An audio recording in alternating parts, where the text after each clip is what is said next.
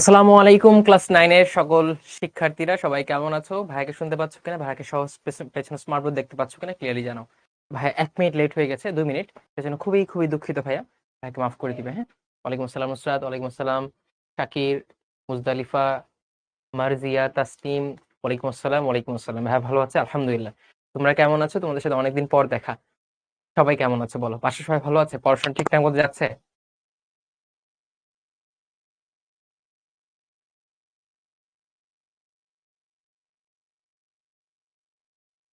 Great, ভালো।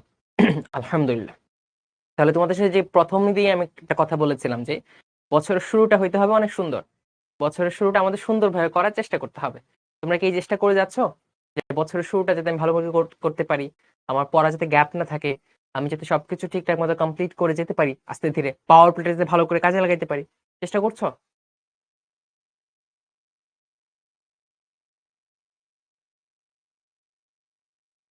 Great. রমজানের পড়ার টিপস দেন, আচ্ছা দিব, ক্লাসের ফাঁকে ফাঁকে দিব, সমস্যা নেই। ইয়েস, একজন পাওয়া গেছে, এফএমবি সৈনিক, ফিয়ারলেস মেথড অফ বায়োলজি সৈনিক পাওয়া গেছে, হ্যাঁ, এফএমবি এফএমএস। আমরা ফিয়ারলেস মেথডে পড়াশোনা করি, হ্যাঁ। ওকে, গ্রেট। ওকে, তাহলে চলো আমরা একটু রিক্যাপ করি যে আমরা গত ক্লাসে কি পড়েছিলাম, হ্যাঁ। চলো আমরা চেষ্টা করবো সবসময় একটু রিক্যাপ করার। আগের ক্লাসে কি পড়ছিলাম, তোমরা একটা গেম খেলে আসো। গেমটা হচ্ছে সবাই কমেন্টে এতদিন 2টা ক্লাসে আমরা যা পড়েছি কোষ বিভাজন থেকে। হাবিবা, ওয়ালাইকুম আসসালাম ওয়া রাহমাতুল্লাহি ওয়া বারাকাতুহু। ঠিক আছে, থ্যাংক ইউ। সো যারা আছো তারা হচ্ছে একটা গেম খেলি, চলো আমরা এই 2টা লেকচারে যা পড়েছিলাম এই চ্যাপ্টার থেকে সবাই একটা করে ইনফরমেশন কমেন্টে লিখতে থাকো, যার যে ইনফরমেশন মাথায় আসে এই চ্যাপ্টার থেকে, দেখি আমরা কতটা পড়েছি, ঠিক আছে?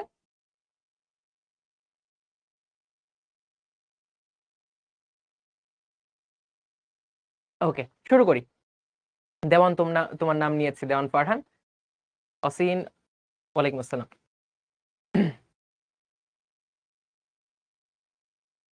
একজন বলছে, ভাইয়া নিউ ইয়ার রেজলিউশন পুরো ফাও গেছে।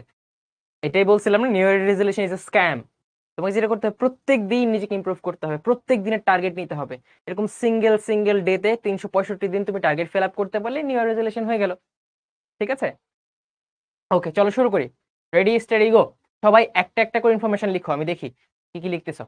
মাইটোসিস কোষ বিভাজনের একটি অযৌন কোষ বিভাজন, হ্যাঁ, এটা দেহ কোষ তৈরি করে। ওকে, নিউক্লিয়াস লিখছে, বাট নিউক্লিয়াসটা কি? মানুষ ডিপ্লয়েড, গ্রেট, সাবাস।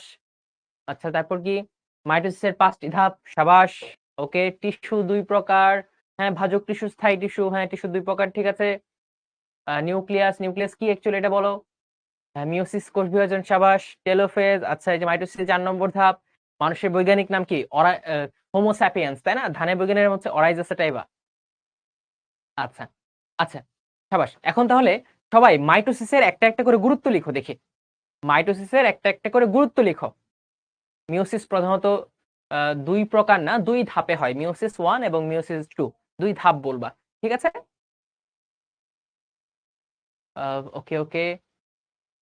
কোষ হলো জীবদেহের গাঠনিক ও কার্যকরী একক, সাবাস। প্রোমেটাফেজ, এটা হচ্ছে 2 নম্বর ধাপ মানুষের শরীরে। ওকে, সাবাস। ডিপ্লয়েড কোষ, আমাদের ক্রোমোজোমে থাকে, আমাদের কোষে থাকে 46টা ক্রোমোজোম, ঠিক আছে, 2 সেট ক্রোমোজোম।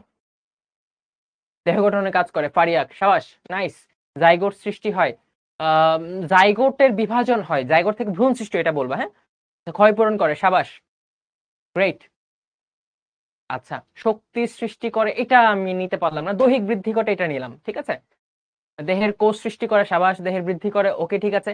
আর একটা জননাঙ্গ তৈরি করে, ঠিক আছে, জননাঙ্গ তৈরি করে এবং জনন কোষের সংখ্যা বৃদ্ধি করে। আচ্ছা আচ্ছা, গ্রেট, তোমরা তো খুবই এক্সপার্ট, পড়ছো ভালো করে, তাই না? আচ্ছা, এখন আমাকে বলো তো মিওসিসের গুরুত্ব একটা একটা করে বলতে থাকো তো। আচ্ছা, আমরা চ্যাপ্টার রিক্যাপ করে আসো, চ্যাপ্টারের মাইন্ড ম্যাপিং করি, দেখি আমাদের মনে আছে কিনা মাইন্ড ম্যাপিং। তারপর আমরা সিকিউ সলভিং এ যাব।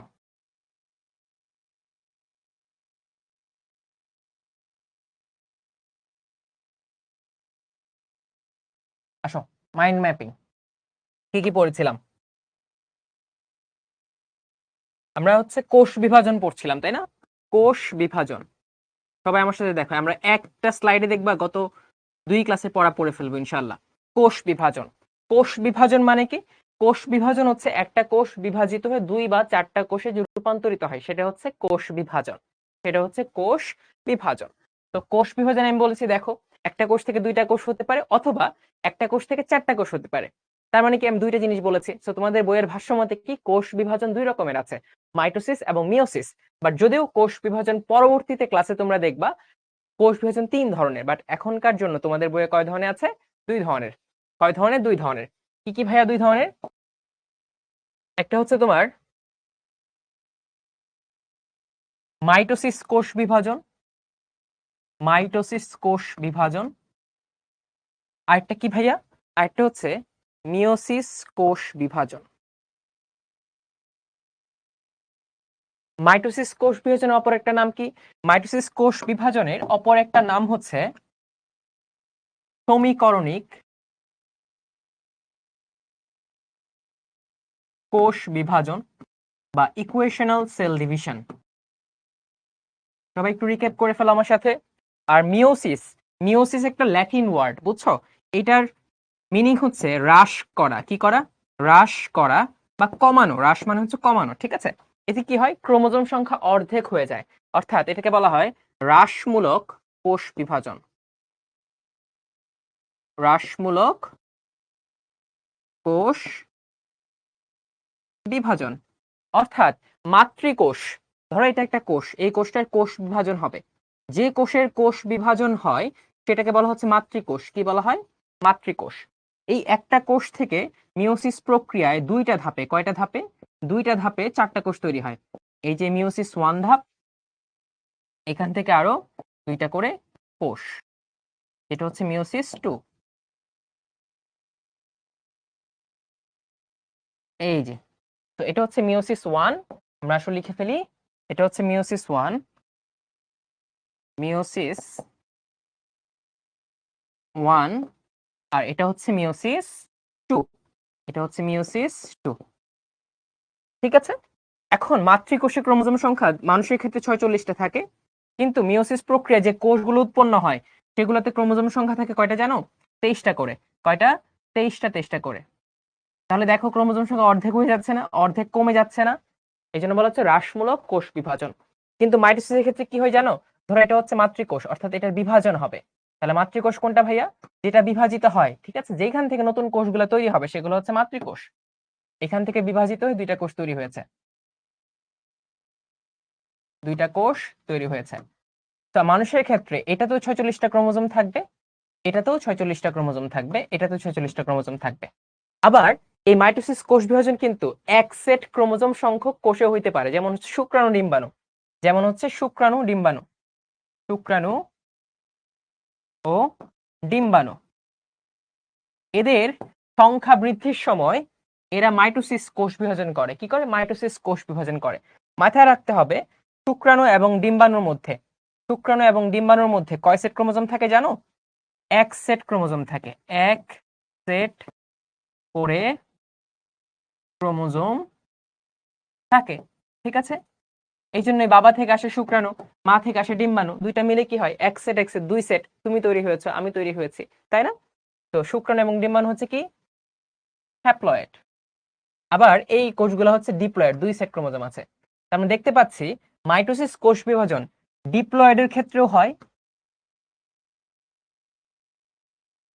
এবং এই যে এক সেট ক্রোমোজোম আছে হ্যাপ্লয়েড, এই ধরনের কোষও হয়। কিন্তু ভাইয়া বলেছিলাম যে কখনোই এটা সম্ভব না, n/2 বা n/3 এই ফ্র্যাকশন গুলো সম্ভব না। এই ভগ্নাংশের খেলা তোমার এখানে হবে না, ঠিক আছে? কারণ আমরা হয় ফুল অথবা নাথিং, ঠিক আছে? হাত থাকবে পা থাকবে না, এরকম হওয়া পসিবিলিটি কম। বা একটা বস্তু থাকবে একটা থাকবে না, এরকম হওয়া যাবে না, ঠিক আছে? একটা ফুল সেট থাকতে হবে। তো তখন যেটা হয়, এই যে n সংখ্যক ক্রোমোজোমে কখনোই মিওসিস কোষ বিভাজন হয় না। তাই মাথায় রাখতে হবে মিওসিস সর্বদাই, কোথায়? সর্বদাই ডিপ্লয়েড কোষে হয়, ডিপ্লয়েড কোষে হয়। মিওসিস সর্বদাই ডিপ্লয়েড কোষে হয়, ঠিক আছে? ফাহমিদ বলছে শুক্রাণু কি? শুক্রাণু হচ্ছে পুরুষের জনন কোষ, ঠিক আছে? পুং গ্যামেট, পুং জনন কোষটাকে বলা হচ্ছে শুক্রাণু। আচ্ছা, এই মাইটোসিস কোষ বিভাজন কয়টা ধাপে হয় বলো তো ভাইয়া? 5টি ধাপে হয়। কয়টি ধাপে সম্পন্ন হয়? 5টি ধাপে সম্পন্ন হয়। সবাই আমার সাথে সাথে কমেন্টে ধাপগুলো লিখো দেখি। প্রথম ধাপ হচ্ছে প্রোফেস। কি ভাইয়া? প্রোফেস। এটাতে কি হয়? এটাতে প্রিপারেশন নেয়। ক্রোমোজোম গুলো আস্তে আস্তে মোটা হইতে থাকে, অর্থাৎ জল বিয়োজন করতে থাকে। ঠিক আছে? ক্রোমোজোমটা লম্বালম্বি 2 ভাগে বিভক্ত হয়। 2 ভাগে বিভক্ত হয়। ডিম্বাণু হচ্ছে নারী জনন কোষ বা স্ত্রী গ্যামেট। ঠিক আছে? গ্রেট, একজন লিখছে প্রোফেস। আরেকজন লিখো প্রোমেটাফেস।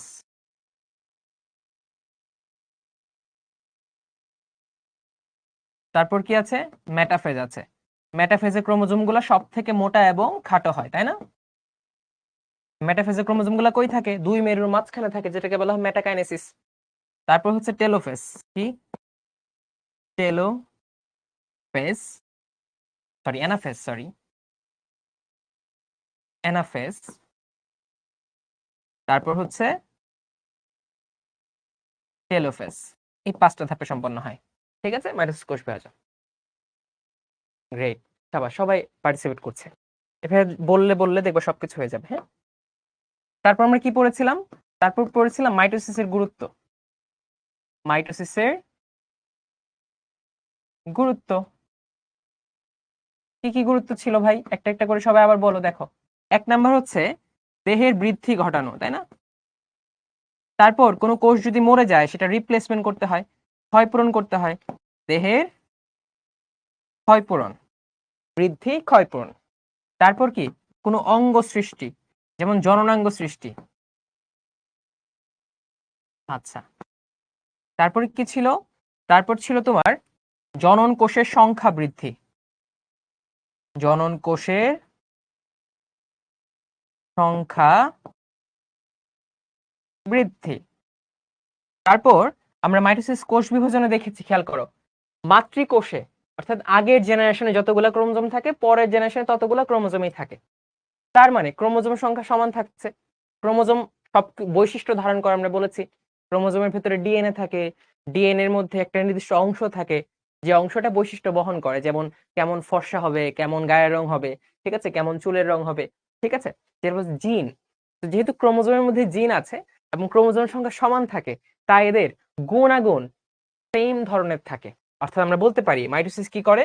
গুণগত সাম্যাবস্থা বা স্থিতিশীলতা বজায় রাখে। স্থিতিশীলতা বজায় রাখে। এগুলো ছিল মাইটোসিসের গুরুত্ব। তারপর ছিল মিওসিসের গুরুত্ব। তারপর ছিল মিওসিসের গুরুত্ব। ঠিক আছে? ওকে, তাহলে এখন আমরা বোর্ড সলভিং এ চলে যাই। আমরা রিক্যাপ করে ফেললাম। আচ্ছা, এমসিকিউ সলভিং, সিকিউ সলভিং। আমি যখন এমসিকিউটা দিব তখন সবাই খুব বুক ভরে আনন্দ নিয়ে এমসিকিউ এর আনসারগুলো করবা। এমসিকিউ এর আনসারগুলো করবা, ঠিক আছে? 26 জোড়া না মানে সন্দীপ, 26 জোড়া না, 23 জোড়া। মানুষের সব কোষেই 23 জোড়া ক্রোমোজোম থাকে, শুধুমাত্র জনন কোষগুলা বাদ দিয়ে। জনন কোষগুলাতে থাকে 23টি, নট 23 জোড়া। ঠিক আছে? ওকে, এমসিকিউ চলে যাই, আসো। মাইটোসিসের কোন ধাপে স্পিন্ডেল তন্তু সৃষ্টি হয়? খেয়াল করো, আমরা পড়েছিলাম মাইটোসিস কোষ বিভাজনের সময় 2 মেরু থেকে এরকম কিছু তন্তু আসতো। এরকম কিছু তন্তু আসতো, তাই না? এরকম কিছু তন্তু আসতো। এরকম এরকম কিছু তন্তু আসতো, যে তন্তুগুলোর সাথে ক্রোমোজোম গুলা লাগানো থাকতো। যে তন্তুগুলোর সাথে ক্রোমোজোম গুলা লাগানো থাকতো, তাই না? আমরা পড়েছিলাম এই তন্তুগুলোর সাথে ক্রোমোজোম লাগানো থাকতো, এবং এই তন্তুগুলা কি করতো? ক্রোমোজোমকে টেনে বিভিন্ন জায়গায় নিয়ে যেত। আর এই তন্তুগুলা কোথায় তৈরি হইতো? কোন ধাপে? প্রোফেজে, প্রোমেটাফেজে, মেটাফেজে নাকি অ্যানাফেজে? তোমরা একটু ভিজুয়ালাইজ করো তো। প্রোফেজে কিন্তু এরকম সুতামুতা কিছুই তৈরি হইতো না। প্রোফেজে জাস্ট ক্রোমোজোম গুলা এইভাবে ভাগ হইতো, ঠিক আছে, একটু খাটো এবং মোটা হইতো। নিউক্লিয়াস এবং নিউক্লিয়ার মেমব্রেন বিলুপ্ত হওয়া শুরু হইতো, বাট এটা প্রোফেজে হইতো। আর যখনই প্রোমেটাফেজে আমরা চলে গেছি, তখনই স্পিন্ডেল তন্তু তৈরি হওয়া শুরু হয়েছে। উত্তর হচ্ছে প্রোমেটাফেজ। গ্রেট, সবাই পেরেছে, সাবাস। অর্ক, আর্সেনাল, আমিনুল, আজান, দীপ, অহনা, অর্ক, দীপ, আবারও মানে এরা বারবার আনসার দিচ্ছে। ওকে, জান্নাতুল, আফসানা, মহিম, আচ্ছা সাবাস। অরিজিৎ, অরিজিৎ সিং, ওয়াও, তোমার একদিন গান শুনতে হবে। ঠিক আছে, গ্রেট। আর বাচ্চারা তোমরা কিন্তু অনেকে মন খারাপ করবে না, ভাই কিন্তু সবার নাম পড়তে পারে না। তুমি একটু ভাইয়ের প্রতি রহম করো, হ্যাঁ, একটু ধৈর্যশীল হও, ভাই একা মানুষ, তোমাদের সবার নাম কি ভাই বলবে। আর তোমরা বুলেটের থেকেও গতিতে কমেন্ট করছো, এত এত ভালো করে পারতেছো তোমরা, ঠিক আছে। তো যাদের কমেন্টের নামটা বলতে পারবো না তারা একটু চিল। ওকে, তো উত্তর হচ্ছে প্রোমেটাফেস, আমরা পেরে ফেললাম তাই না। আচ্ছা, অ্যাস্টার রে বিচ্ছুরিত হয়। এই দেখো অ্যাস্টার রে কথাটা রে মানে কি বলতো, রে মানে হচ্ছে রশ্মি। অ্যাস্টার রে আমরা পড়েছিলাম, এটি একটু ব্যাখ্যা করে দেই। অ্যাস্টার রে শুধুমাত্র প্রাণী কোষের বেলায় তৈরি হয়, শুধুমাত্র প্রাণী কোষের বেলায় তৈরি হয়, ঠিক আছে।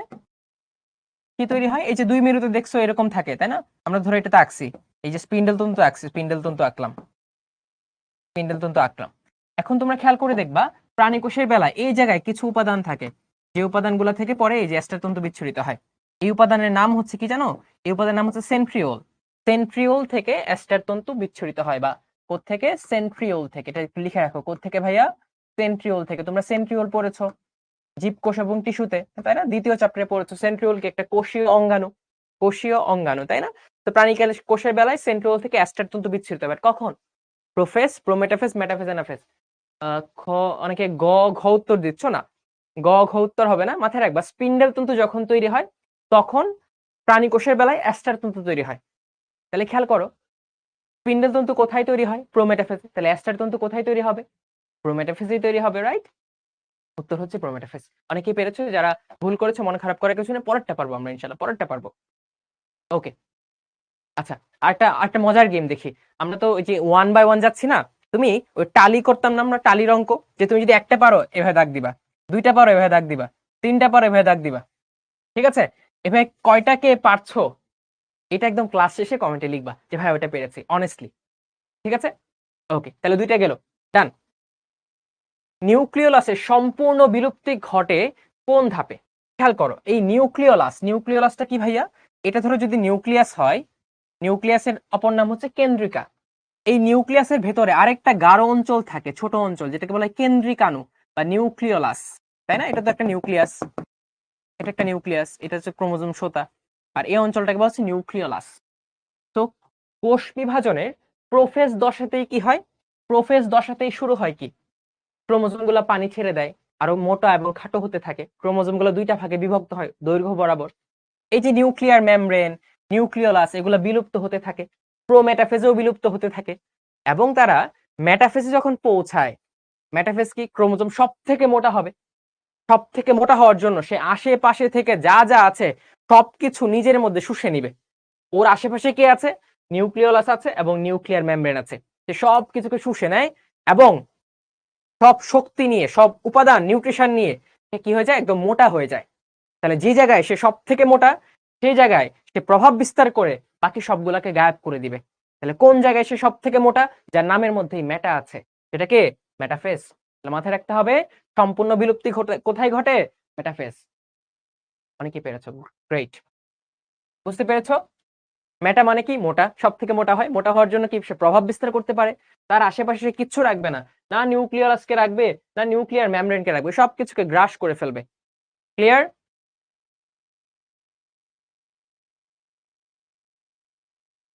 ওকে,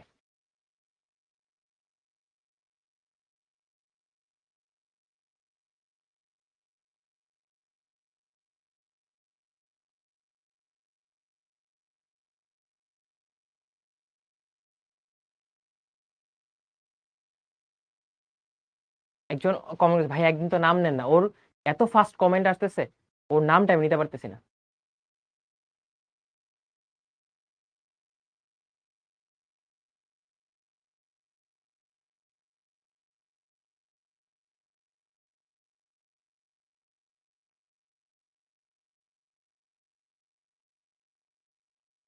সবার নাম পড়তে না পারলে সমস্যা নাই, great, you are generous, thank you. আচ্ছা, তো আমরা পড়ে ফেলছি মেটাফেজ। এখন চলে এসে যে আকৃতির ক্রোমোজোমকে কি বলা হয়, খেয়াল করো।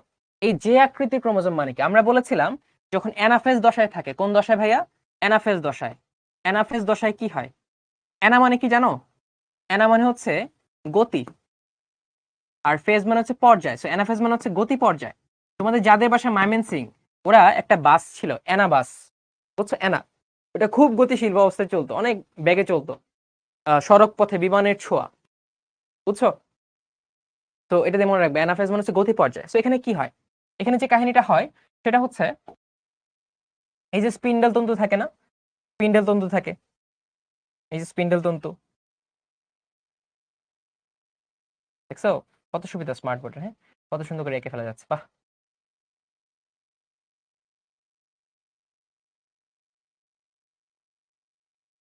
তোমরা আঁকো আমার সাথে, যতবার আঁকবা ততবার প্র্যাকটিস হবে।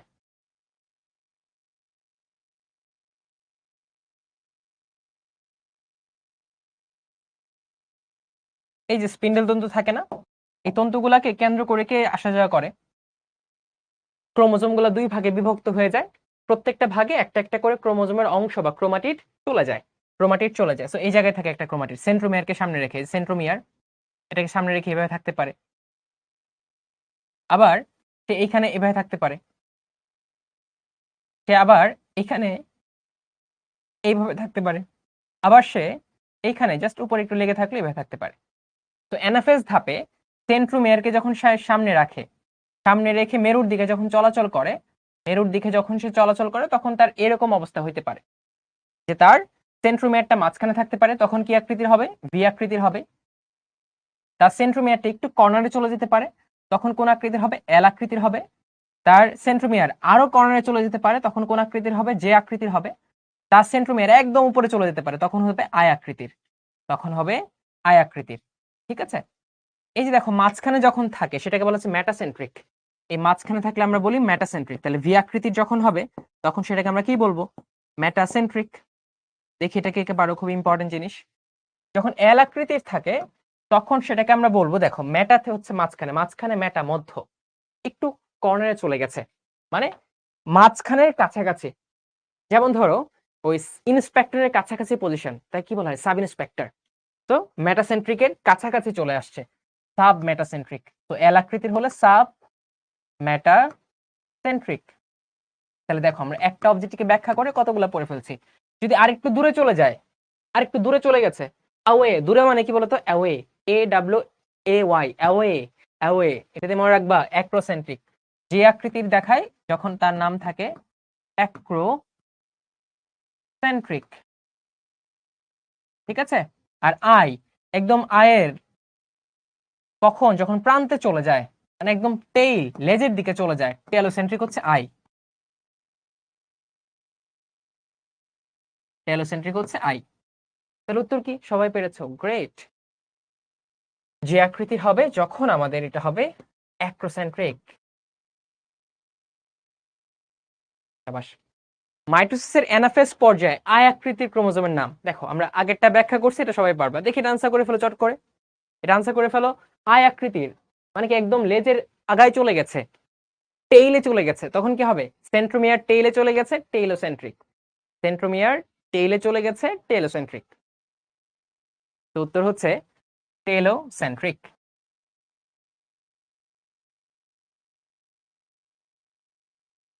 ওকে, গ্রেট, সবাই পারছে। তাহলে দেখছো, তোমরা যখনই বাসায় কোনো অবজেক্টিভ প্র্যাকটিস করবা চেষ্টা করবে এভাবে ব্যাখ্যা করে পড়ার জন্য। তাহলে একটা অবজেক্টিভ ব্যাখ্যা করে করবা, বাকি দেখবা অনেকগুলো তুমি পেরে ফেলছো। এখন তুমি মেটাসেন্ট্রিক পারবা, তুমি সাব মেটাসেন্ট্রিক পারবা, তুমি টেলোসেন্ট্রিক পারবা, অ্যাক্রোসেন্ট্রিকও পারবা। তো ব্যাখ্যা করে পড়ার মাধ্যমে একটা আনন্দ আছে। ব্যাখ্যা করে পড়লে মনে হয় যে বেশি সময় লাগছে, বা অ্যাকচুয়ালি বেশি সময় লাগে না, বরঞ্চ কম সময়ে অনেক বেশি পরিমাণ পড়াশোনা হয়। Okay, let's move on to next objective. Anaphase ধাপে এল আকৃতির, খেয়াল করো, এল, এল মানে কি, মাঝখান থেকে একটু দূরে চলে গেছে, মাঝখানের অধীনে আছে, সাব মেটাসেন্ট্রিক। এল আকৃতির কি ছিল, এই যে খেয়াল করি, এই যে এল আকৃতির, দেখো এল আকৃতির ছিল সাব মেটাসেন্ট্রিক। তাহলে আমরা কি পারবো এখন, দেখছো একটা অবজেক্টিভ পড়ছি কত কিছু পড়তেছি। এল আকৃতির হচ্ছে সাব মেটাসেন্ট্রিক।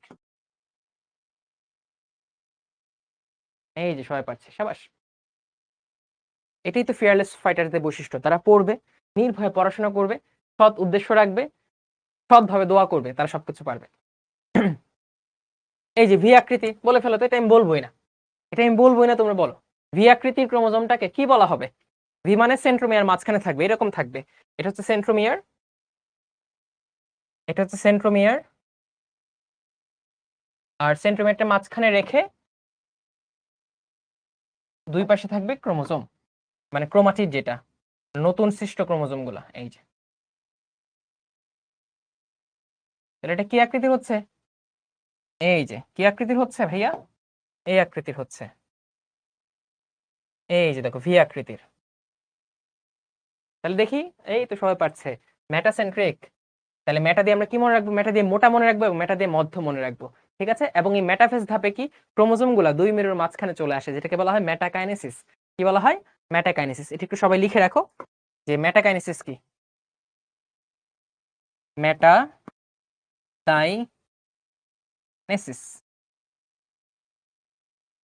মেটাফেজ পর্যায়ে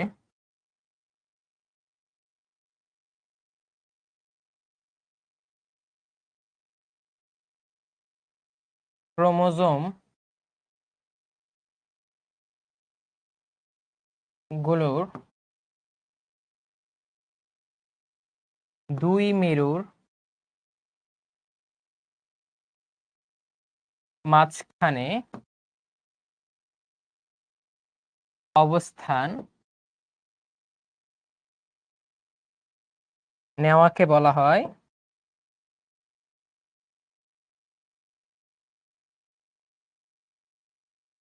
মেটাকাইনেসিস।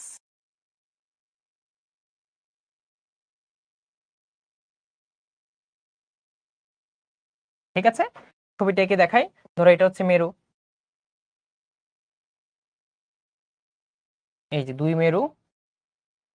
এখন দুই মেরুর মাঝখানে জায়গা কোনটা ভাইয়া? দুই মেরুর মাঝখানে জায়গা হচ্ছে এটা, এই যে এইটা। তো সমস্ত ক্রোমোজোম গুলা এই জায়গায় এসে তারা অবস্থান করে।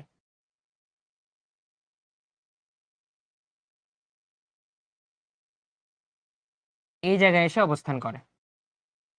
ঠিক আছে? তোমার ছবিতে দেখবা মেটাফেজের এই যে অবস্থানটা করলো, এটাকে বলা হচ্ছে মেটাকাইনেসিস। এটা হচ্ছে চিত্র মেটাকাইনেসিস। ঠিক আছে?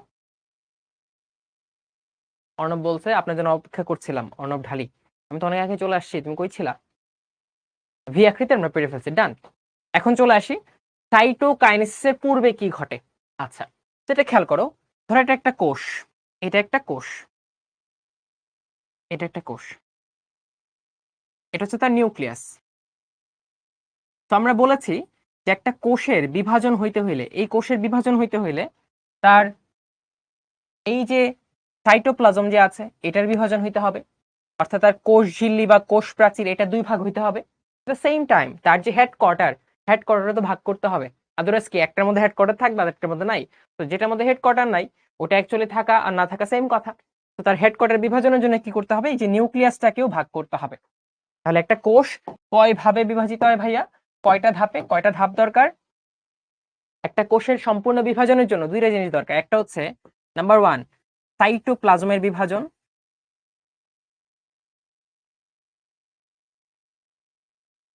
ঠিক আছে?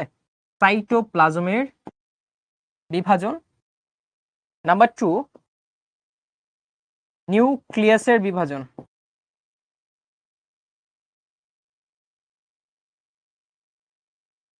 নিউক্লিয়াসের বিভাজন, এই সাইটোপ্লাজমের বিভাজনকে বলা হয় সাইটোকাইনেসিস। সাইটোকাইনেসিস।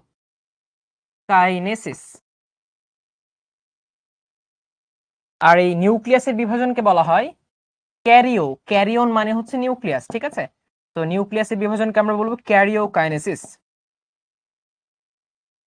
তাহলে আমরা এখানে বলেছি সাইটোকাইনেসিসের পূর্বে কোনটা ঘটতে হবে? অবশ্যই ক্যারিওকাইনেসিস ঘটতে হবে। তো দুইটা ঘটলেই কি আমরা বলবো কোষটা বিভাজিত হয়েছে। তাহলে সঠিক উত্তর কি ভাইয়া? ক্যারিওকাইনেসিস। কোনটা? আগে নিউক্লিয়াস বিভাজিত হয়, তারপর নিউক্লিয়াসের বাউন্ডারি দেওয়ার জন্য এই যে এইগুলা বিভাজিত হয়ে এখানে চলে আসবে। এই পাশে একটা থাকবে নিউক্লিয়াস, এই পাশে একটা থাকবে নিউক্লিয়াস। এই তোমার দুইটা কোষ তৈরি হয়েছে। ঠিক আছে? আবার যখন এই যে দুইটা কোষ তৈরি হইলো, ধরো একটা কোষ থেকে নতুন দুইটা কোষ তৈরি হইলো, তারা তো একদম শিশু, তারা বড় হবে, শক্তিশালী হবে, ম্যাচিউরড হবে, তারপর তাদের থেকে বিভাজিত নতুন কোষ তৈরি হতে পারবে। এই যে সময়টা একটা নতুন কোষ তৈরি হওয়া এবং তার ম্যাচিউরড হওয়া, তুমি বলতে পারো মানব জীবনের সাথে একটা মানব শিশু জন্মায়, শিশু জন্মিয়ে পরিপক্ক হয়ে তার প্রজনন ক্ষমতা অর্জনের আগ পর্যন্ত বা তার নতুন জেনারেশনের আসা আগ পর্যন্ত সেটা কি রেস্টিং ফেজ, এটা হচ্ছে ইন্টারফেস। এটা হচ্ছে ইন্টারফেস। স্যারও বলছে ভাই আপনি ক্লান্ত হয়ে যান না? স্যার আমি ক্লান্ত হয়ে গেলে তো তোমাদের পড়ার কি হয় বলো, তাই না? তো আমার মধ্যে ক্লান্তি আসে, বাট আমি চেষ্টা করি আমি যখন এই ক্লাসরুমে ঢুকি তখন আমার মুখস দেখে সবসময় তোমরা যাতে কনফিডেন্স পাও এবং পজিটিভিটি পাও, এবং সেটা আমার ভেতরে যাই চলুক না কেন, আমি যত ক্লান্তই থাকি না কেন, আমি যত প্রেশারেই থাকুক না কেন, আমি যত কাজের ব্যস্ততায় থাকি না কেন, ঠিক আছে? তো ক্লান্ত হয়ে যান না, হ্যাঁ ভাই ক্লান্ত হই, বাট আমি চাই না আমার ক্লান্তির ছাপ তোমাদের এখানে পড়ুক, বরং আমি চাই তোমরা সদা সতেজ থাকো, কনফিডেন্ট ওয়েতে পড়াশোনা করো, ঠিক আছে?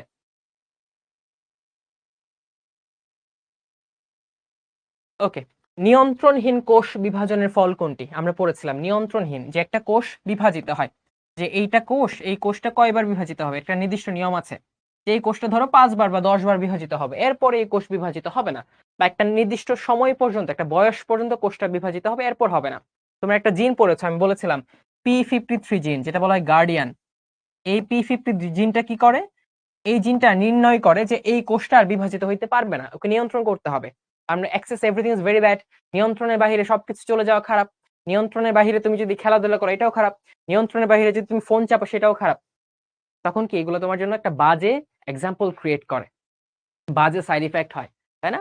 ফোনে নেশা তুমি ছাড়তে পারো না, তখন পড়াশোনা হয় না, পড়াশোনা পিছিয়ে যাও। ঠিক একইভাবে কোষ যখন নিয়ন্ত্রণ ছাড়া বিভাজিত হয়, তখন বিভাজিত হতে হতে হতে হতে সে টিউমার তৈরি করে। আর টিউমারের বাংলা হচ্ছে অর্বুদ, তাহলে আমরা লিখবো টিউমার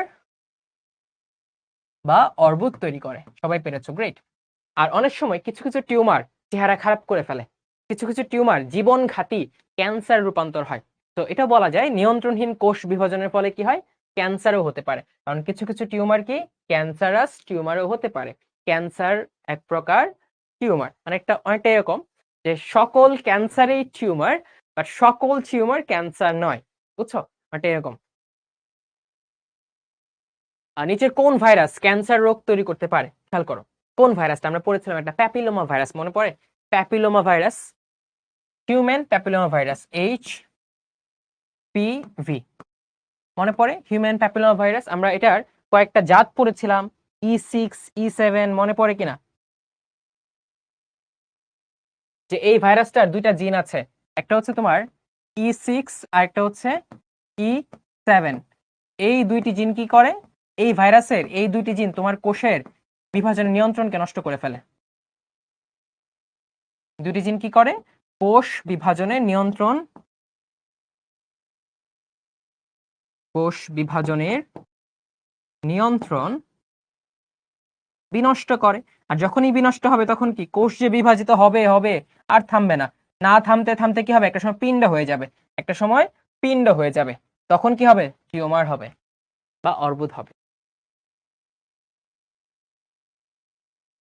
অনিয়ন্ত্রিত মাইটোসিস বিভাজন, খেয়াল করো, অনিয়ন্ত্রিত মানে নিয়ন্ত্রণ করা যাচ্ছে না, তখন কি হবে, তুমি শব্দ কি কি চিনবা? তুমি শব্দ খুঁজবা টিউমার, অর্বুদ, ক্যান্সার, এই তিনটা শব্দ তুমি খুঁজবা। চলো আমরা খুঁজি। জরায়ু মুখে টিউমার হয়, এই যে হিউম্যান প্যাপিলোমা ভাইরাসটা আমরা বললাম না, HPV, এটা জরায়ু মুখে টিউমার করতে পারে। এই টিউমারটা ক্যান্সারে রূপান্তরিত হতে পারে, ঠিক আছে? আবার উদ্ভিদ দেহে অর্বুদ সৃষ্টি হতে পারে। তাহলে আমি দেখো তিনটা শব্দ কিন্তু পাইলাম, টিউমার, ক্যান্সার এবং অর্বুদ। উদ্ভিদের একটা অংশ বড় হইতে হইতে একটু মানে একটু ঠোম মেরে গেছে, এরকম হয়েছে, একটু গোল হয়ে গেছে, ঠিক আছে, এরকম হয়ে গেছে। তো দেখো তিনটা শব্দ যেহেতু তুমি পেয়েছো, তার মানে কি তিনটাই কারেক্ট। ওকে, নুসরাত, তাহিয়াত, রূপমা, আহসান, অহনা সবাই পারছে, গ্রেট। আচ্ছা, মিওসিস কোষ বিভাজনের মাধ্যমে কোনটি ঘটে, খেয়াল করে, মিওসিস কোষ বিভাজন আমরা কি বলেছিলাম, মিওসিস কোষ বিভাজনের মাধ্যমে কি হয়, জনন কোষ তৈরি হয়, জনন কোষ তৈরি হয়। আচ্ছা, এখন দেখি, জীবের ক্ষতস্থান পূরণ হয় না, এটা হচ্ছে মাইটোসিস কোষ বিভাজনের কাজ। প্রজাতিতে বৈচিত্র্যের সৃষ্টি হয়, টিউমার ক্যান্সার হতে পারে। অপত্য কোষে ক্রোমোজোম সংখ্যা সমান থাকে না, অপত্য কোষে ক্রোমোজোম সংখ্যা সমান থাকে কোথায়, মাইটোসিসে। কোথায়, মাইটোসিসে। সব অ্যান্সার করে দেখিতে পারো কিনা, মাইটোসিসে। টিউমার ক্যান্সার হয়, এটাও মাইটোসিস, ওই যে বৃদ্ধি পেতে পেতে যখন অনিয়ন্ত্রিত হয়ে যায় তখন কি হয়, টিউমার ক্যান্সার হয়। জীবের ক্ষতস্থান পূরণ, এইটাও মাইটোসিস। তাহলে দেখো তুমি একটা অবজেক্টিভ থেকে কিন্তু মাইটোসিসের গুরুত্ব শিখে ফেললে তিনটা। প্রজাতিতে বৈচিত্র্যের সৃষ্টি হয়, এটা হচ্ছে সঠিক উত্তর। এটা মিওসিসের কারণে হয়। এটা সোজা এক্সাম্পল দেই। কি এক্সাম্পল? ধরো আমাদের আব্বু থেকে আসছে শুক্রাণু, মা থেকে আসছে ডিম্বাণু, ঠিক আছে? এই শুক্রাণু ডিম্বাণু আসছে, তখন আমরা কি? আমরা তৈরি হয়েছি, মানুষ তৈরি হয়েছে। এখন শুক্রাণু এবং ডিম্বাণু কিভাবে তৈরি হয় বলতো? মিওসিস কোষ বিভাজনের মাধ্যমে। এখন তুমি খেয়াল করো, তুমি তোমার আব্বুকে যদি এক পাশে রাখো, তোমার আম্মুকে যদি এক পাশে রাখো, সামনে তুমি যদি আয়না নিয়ে দাঁড়াও, তখন দেখবা তোমার মধ্যে কিছুটা আম্মুর বৈশিষ্ট্য, কিছুটা আব্বুর বৈশিষ্ট্য, বাট হুবহুব কিন্তু কারো মতো তুমি না। অর্থাৎ দুইজনের একটা মিক্সচার, একটা বৈচিত্র্যময় অবস্থান হচ্ছে তোমার। বৈচিত্র্যময় চেহারা, বৈচিত্র্যময় অবস্থা, বৈচিত্র্যময় রূপ, সেটা হচ্ছে তোমার। এই বৈচিত্র্য কিভাবে আসছে? শুক্রাণু ডিম্বাণুর মাধ্যমে আসছে। এই শুক্রাণু এবং ডিম্বাণু কিভাবে তৈরি হয়েছে? মিওসিস কোষ বিভাজন। তো মাথায় রাখতে হবে, প্রজাতিতে বৈচিত্র্যের সৃষ্টি হয় কি? মিওসিস কোষ বিভাজনের মাধ্যমে। ঠিক আছে, এভাবে একটু মনে রাখবা। ওকে, মিওসিস ঘটে সপুষ্পক উদ্ভিদের কোন অংশে? সপুষ্পক উদ্ভিদের কোন অংশে আমরা পড়েছিলাম? মাথায় রাখতে হবে, পরাগধানীতে। পরাগধানীতে মিওসিস কোষ বিভাজনের মাধ্যমে পরাগরেণু উৎপন্ন হয়। আর পরাগরেণু কি জানো? পরাগরেণু হচ্ছে উদ্ভিদের পুংজনন কোষ বা পুংগ্যামেট। এই পরাগরেণু উৎপন্ন হওয়ার জন্য কি দরকার? মিওসিস কোষ বিভাজন দরকার। আর এই পরাগরেণু কোথায় থাকে? পরাগধানীতে থাকে, বা যেটা ইংলিশ নাম হচ্ছে অ্যান্থার। আর পরাগরেণুর ইংলিশ নাম হচ্ছে কি জানো? পোলেন। বুঝছো? তাহলে পরাগধানীতে থাকে। আচ্ছা, কাণ্ড তো বৃদ্ধি পায়, এটা মাইটোসিস হবে। ভ্রূণমূল, এটা বৃদ্ধি পায়, এটা মাইটোসিস। মুকুল, মুকুল থেকে পরে ফুল হয়, ফল হয়, তো এটা বৃদ্ধি পাচ্ছে, তো এটা হলো মাইটোসিস হবে। ওয়ালি, মাহমুদা, হাবিবা, দীপ শিকদার, ওয়াসি পারছে, হাবিবা। আমি তো তোমাদের নাম পড়ার চেষ্টা করছি, দেখছো? ভাই কিন্তু ভাইয়ের কথা রাখছে, তো তোমাদেরও তোমাদের কথা রাখতে হবে, পড়তে হবে মনোযোগ দিয়ে। মিওসিস কোষ বিভাজন, আচ্ছা দেখি। প্রজাতির বৈশিষ্ট্য অক্ষুণ্ণ থাকে, মস উদ্ভিদের জাইগোটে ঘটে, অঙ্গজ প্রজনন সাধিত হয়। দেখো, অঙ্গজ প্রজনন কেমনে হয়? অঙ্গজ প্রজনন হচ্ছে কোন রকম জনন কোষ ছাড়া। ধরো তুমি একটা আম গাছের ডাল কেটে ফেললা, আম গাছের ডাল কেটে ফেললে, ডাল কেটে তুমি এখানে পুঁতে দিলে, এখান থেকে নতুন একটা আম গাছ গজাইলো। এটা হচ্ছে কি? অঙ্গজ প্রজনন। এখানে কোনো প্রজনন কোষের দরকার হয় না। আর যেহেতু প্রজনন কোষের দরকার নেই, তাহলে আমরা বলতে পারি সেখানে মিওসিস দরকার হয় না। তাহলে এটা দেখো এমসিকিউ পারার একটা টেকনিক, যে তুমি ধরে নিলা তুমি প্রথম দুইটা কোনো আইডেন্টিফাই করতে পারো না, আইডিয়া নাই তোমার, but you can exclude one option and you are excluding the third option. তখন তুমি মিলাও। এখন আছে কি 1 2 1 3 2 3 1 2 3, 3 নাম্বারটি যেহেতু হবেই না, এখানে 3 আছে, এটা হবে না, এখানে 3 আছে, এটা হবে না, এখানে 3 আছে, এটা হবে না, বাকি আছে কোনটা? একটা বাকি আছে, 1 এবং 2। তাহলে এইভাবে এমসিকিউ পারা যায়, যে হয়তো আমি প্রথম দুটো আইডেন্টিফাই করতে পারছি না, বাট ভুলটা খুঁজে বের করে ওইটাকে বাদ দিয়েও কিন্তু অবজেক্টিভ গুলো পারা যায়, চেষ্টা করতে হবে। তাহলে উত্তর হচ্ছে 1 এবং 2। প্রজাতির বৈশিষ্ট্য অক্ষুণ্ণ থাকে কেন? কারণ মাথায় রাখবা, মিওসিস কোষ বিভাজন ক্রোমোজোম সংখ্যা, ক্রোমোজোম সংখ্যা ধ্রুব রাখে, ধ্রুব রাখে। যেমন মানুষের ক্রোমোজোম হচ্ছে 46, তোমার আব্বুর, তোমার আম্মুর 46টা ক্রোমোজোম, ঠিক একইভাবে তোমারও ক্রোমোজোম কয়টা? 46টা। কেন হয়েছে? কারণ আব্বু থেকে প্রথমে মিওসিস কোষ বিভাজন হয়ে 46 থেকে 23টা ক্রোমোজোম সমৃদ্ধ একটা শুক্রাণু হয়েছে। আম্মু থেকেও সেম ভাবে 46টা ক্রোমোজোম থেকে মিওসিস কোষ বিভাজনের মাধ্যমে 23টা ক্রোমোজোম বিশিষ্ট একটা ডিম্বাণু হয়েছে। এই শুক্রাণু এবং ডিম্বাণুর মিলনের ফলে তুমি হয়েছ। তাহলে 23 প্লাস 23 কত? তোমার ক্রোমোজোম সংখ্যাও 46টা। তাহলে দেখো ক্রোমোজোম সংখ্যা সমান থাকছে। আর তোমরা পড়বা, প্রজাতি যে আমরা বলি, প্রজাতি বলার শর্ত হচ্ছে তাদের মধ্যে অবশ্যই ক্রোমোজোম সংখ্যা সমান হইতে হবে। ঠিক আছে, ক্রোমোজোম সংখ্যা সমান হইতে হবে। মুহাইমিনুল বলছে আমার নামটি বলেন। মুহাইমিনুল, তোমার নাম বলছি। আচ্ছা, এখন দেখো, যদি মিওসিস না হয়ে নরমাল মাইটোসিস হইতো, তখন কি হইতো? যদি কোষ বিভাজন মাইটোসিস হইতো প্রজনন কোষ তৈরির সময়, তখন দেখো আব্বু থেকে 46টা ক্রোমোজোম সম্পন্ন একটা প্রজনন কোষ তৈরি হইতো, আম্মু থেকেও 46টা ক্রোমোজোম সংখ্যা বিশিষ্ট একটা প্রজনন কোষ তৈরি হইতো। তখন তোমার ক্রোমোজোম সংখ্যা কত হইতো? 46 প্লাস 46 92। তখন তুমি মানুষ থাকতা না, তখন তুমি গরিলা হয়ে যেতা, অনেক বড় হয়ে যেতা, মানে এক্সম্যান হয়ে যেতা। ঠিক আছে, তো এই যে প্রজাতির ধারা অক্ষুণ্ণ রাখছে কে? মিওসিস কোষ বিভাজন। ঠিক আছে, কিভাবে? ক্রোমোজোম সংখ্যার ধ্রুব রেখে, ক্রোমোজোম সংখ্যা ধ্রুব রেখে। আচ্ছা, মস উদ্ভিদের জাইগোটে। খেয়াল করবা, মস হচ্ছে একটা হ্যাপ্লয়েড, মস হচ্ছে একটা হ্যাপ্লয়েড, মানে এক সেট বা এন সেট ক্রোমোজোম। আচ্ছা, আর মাথায় রাখতে হবে জাইগোট সবসময় হচ্ছে তোমার ডিপ্লয়েড বা দুই সেট ক্রোমোজোম আছে। তাহলে খেয়াল করি, জাইগোট থেকে যদি মসটাকে আবার গজাইতে হয়, নর্মালি তো জাইগোট থেকে আমরা গজাই, তাই না? আমাদের শুক্র ডিম্বাণু মিলে জাইগোট হয়, জাইগোট থেকে পরে আমরা হই। ঠিক একইভাবে উদ্ভিদের ক্ষেত্রেও জাইগোট হবে, জাইগোট থেকে বিভাজিত হয়ে তারা তৈরি হবে। তো তার জাইগোটটা তো ডিপ্লয়েড, এখন তার আসল জাত তো হ্যাপ্লয়েডে। এখন কি করতে হবে? এখন যেটা করতে হবে, তাকে সবার আগে এই ডিপ্লয়েড থেকে হ্যাপ্লয়েডে নিয়ে আসতে হবে। আর তাকে যদি ডিপ্লয়েড থেকে হ্যাপ্লয়েডে নিয়ে আসতে হয়, এখানে কি করতে হবে? মিওসিস করতে হবে। কি করতে হবে? মিওসিস, কোষ বিভাজন। এটার একটা সুন্দর নাম আছে, কি নাম জানো? জাইগোট হওয়ার পর মিওসিস, পোস্ট জাইগোটিক মিওসিস। এখন তোমরা দেখবা কোভিড এরা, কোভিডের আগের সময়টাকে বলা হচ্ছে প্রি কোভিড, আর কোভিডের বা করোনা ভাইরাস মহামারীর পরের সময়টাকে বলা হয় পোস্ট কোভিড। পোস্ট মানে পরে, তো যেহেতু জাইগোট হওয়ার পরে মিওসিস হচ্ছে, এটাকে বলা হয় পোস্ট জাইগোটিক মিওসিস। অসাধারণ জিনিস তুমি শিখে ফেললে, যেটা হয়তো এইচএসসির বাচ্চারাও অনেক সময় গাফিলতির কারণে পড়ে না এবং পারে না।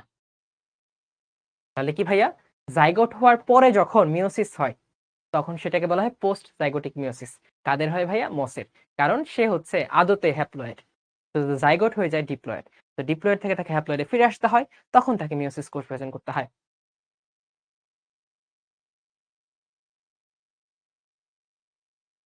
উত্তর হচ্ছে 1-2। স্যারও বলছে ভাইয়া এসব উল্টাপাল্টা পড়া কি পড়তে হবে? স্যার, এটা উল্টাপাল্টা পড়া না, এটা অসাধারণ পড়া। এবং এই পড়া মানে জীবনের ভিত্তি বলতে পারো। কোষ, কোষ বিভাজন, এগুলো জানা উচিত, খুব ইম্পর্টেন্ট। ওকে, এখন চলে আসি টি চিহ্নিত অংশটির নাম। টি চিহ্নিত, টি কোনটা? এই যে দেখো, টি চিহ্নিত অংশ এটা কি? এটা হচ্ছে দেখো, দুইটা কোষের মাঝখানে একটা প্লেট। তাহলে এটা কি ভাইয়া? এটা হচ্ছে কোষ প্লেট, এটা হচ্ছে কোষ প্লেট। এই দেখো টি চিহ্নিত অংশ, এটা হচ্ছে টি। তোমার না দেখতে পেলে ক্লিয়ারলি দেখাই দিই, এই যে এখানে এটা আছে, মানে কি দুইটা কোষে, এই দেখো একটা কোষ, এই যে আরেকটা কোষ, দুইটা কোষের মাঝখানে কি একটা পাত প্রাচীর দিয়ে দিচ্ছ, তুমি প্লেট রেখে দিচ্ছ, কোষ প্লেট, এটা হচ্ছে কোষ প্লেট। তো এইখানে কিছুটা ভুল আছে, এটা আমরা মুছে দিচ্ছি।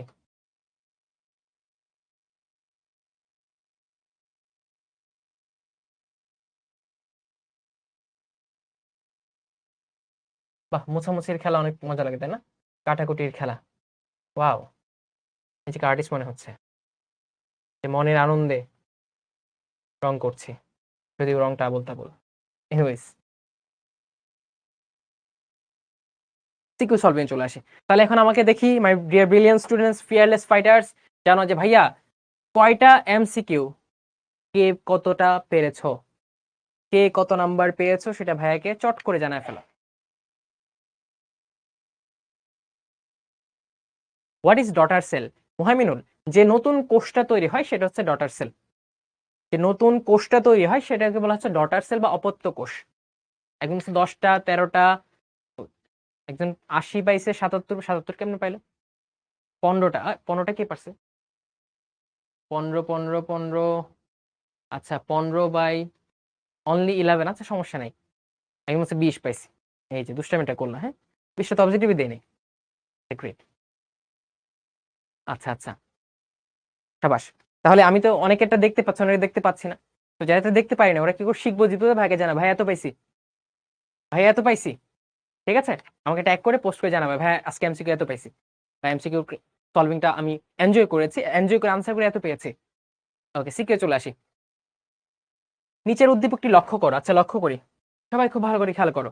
আমাদের উদ্দীপকের গেমটা বুঝে ফেললে হবে, ধাঁধার মতো, বুঝছো? উদ্দীপকটা বুঝে ফেললে তোমার মোটামুটি কাজ শেষ। ঠিক আছে, চলো ধাঁধা খুঁজি। দেখো 2n, একটা কোষ, এটা একটা কোষ, এটা একটা কোষ, এটা একটা কোষ। তাহলে একটা কোষ থেকে দুইটা কোষ তৈরি হয়েছে, প্রথম ক্লু। আচ্ছা, আবার খেয়াল করো, এটা হচ্ছে মাতৃকোষ, যেটা বিভাজিত হচ্ছে, এটা হচ্ছে মাতৃকোষ। মাতৃকোষের ক্রোমোজোম সংখ্যা হচ্ছে 2n, আর যে নতুন দুইটা কোষ তৈরি হয়েছে এগুলো হচ্ছে অপত্য কোষ বা ডটার সেল। অপত্য কোষ বা ডটার সেল। Daughter cell. এদের ক্রোমোজোম সংখ্যা কত ভাই? 2n। তাহলে ক্রোমোজোম সংখ্যা যেহেতু সমান, আমরা বলতে পারি না ইকুয়েশনাল বা সমীকরণিক কোষ বিভাজন। তার মানে প্রথমটা কি? সাবাস, মাইটোসিস কোষ বিভাজন আমরা ধরে ফেললাম, এটা হচ্ছে মাইটোসিস। Okay great. এইখানে চলে আসি, 2n থেকে 4টা কোষ তৈরি হয়েছে। প্রত্যেকটা দেখো, এটাতে ডাবল সেট, বাট এটাতে হচ্ছে অর্ধেক, মানে কি অর্ধেক কমে গিয়েছে, হ্রাসমূলক বিভাজন। আবার এটা কয়টা পর্যায়ে ভাগ হয়েছে? 2টা পর্যায়ে। এটা হচ্ছে নাম্বার 1 পর্যায়, এটা হচ্ছে নাম্বার 2 পর্যায়। দ্যাট মিন্স চিত্র 2 হচ্ছে আমার মিওসিস।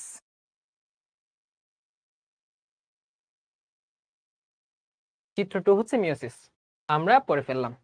আচ্ছা, ক নাম্বারের প্রশ্ন ভাইয়া, আকর্ষণ তন্তু কি? আকর্ষণ তন্তু কি বা ট্র্যাকশন ফাইবার। ট্র্যাকশন ফাইবার এটা কি ভাইয়া? চলো ভাইয়া দেখাই। এটা কি দেখাই, এখানে চলে আসি। আমি যে একটা ছবি আঁকছিলাম, ছবিটাই চলে যাই।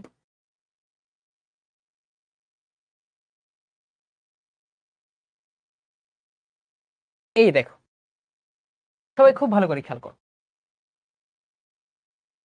এটা হচ্ছে একটা স্পিন্ডল তন্তু, এটা হচ্ছে একটা স্পিন্ডল তন্তু, এইটা হচ্ছে স্পিন্ডল তন্তু, এইটা স্পিন্ডল, মানে সবগুলো হচ্ছে স্পিন্ডল তন্তু। আচ্ছা, এখন এই স্পিন্ডল তন্তুগুলোর মধ্যে কয়টা আছে আমরা কাউন্ট করে আসো, 1 2 3 4 5 6 7। এখানে আমরা 7টা স্পিন্ডল তন্তু আঁকছি। কয়টা আঁকছি? 7টা। 7টি স্পিন্ডল তন্তু। সবাই লিখো, কয়টা পাইছি? 7টা। আচ্ছা, এখন কয়টা স্পিন্ডল তন্তুর সাথে ক্রোমোজোম লাগানো আছে খেয়াল করি। এখানে লাগানো আছে একটার সাথে, এখানে একটার সাথে লাগানো আছে 2টা, এখানে পাইলাম 3টা, এখানে পাইলাম 4টা, তাই না? 4টা। তাহলে আমরা 4টা পাইলাম যারা ক্রোমোজোমের সাথে লাগানো। মাথায় রাখতে হবে, যে স্পিন্ডল তন্তুগুলা ক্রোমোজোমের সাথে লাগানো থাকে সেগুলো হচ্ছে আকর্ষণ তন্তু বা ট্র্যাকশন ফাইবার। আকর্ষণ তন্তু বা ট্র্যাকশন ফাইবার। ঠিক আছে, তাহলে এটা উত্তর কি আমরা জেনে ফেললাম।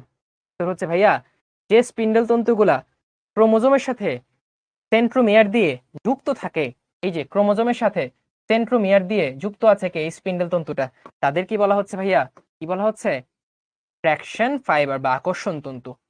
ট্র্যাকশন ফাইবার বা আকর্ষণ তন্তু আমরা জেনে ফেললাম, তাই না? মাইটোকন্ড্রিয়াকে শক্তি ঘর কেন বলা হয়? এটা তোমরা সবাই জানো, কারণ মাইটোকন্ড্রিয়াতে কি হয়? শ্বসন প্রক্রিয়া হয়। মাইটোকন্ড্রিয়াতে কি হয়? শ্বসন। তাহলে খ নাম্বার তুমি লিখবা, মাইটোকন্ড্রিয়া।